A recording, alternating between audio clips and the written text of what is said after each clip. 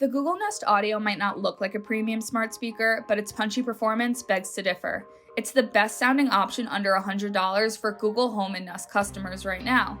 Here's why.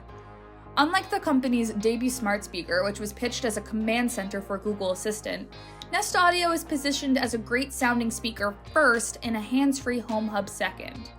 While having Google Assistant's powers within your voice's reach is great, the Nest Audio is all about sound. It layers musical elements better than any alternative in this price bracket, and keeps up with pricier options like the Sonos One when it comes to vocal clarity. Check out Miley Cyrus cover Blondie's Heart of Glass to see what I mean. Playing Miley Cyrus on Spotify.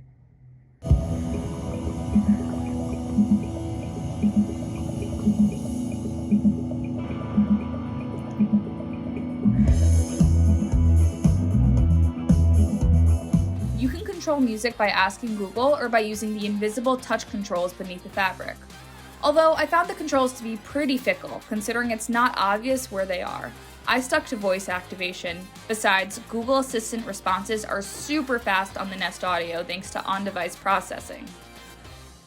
The Google Nest Audio won't convince an Alexa user to switch sides, but it's exactly what a Google homeowner could be looking for 4 years later. Noticeably stronger sound, faster Google Assistant responses, and a smoother exterior. The cloth-covered look is becoming a norm for the Nest brand, and I mean, how can we complain when the fabric is eco-friendly and comes in this cool sky blue option? This speaker would look great paired with a second one too.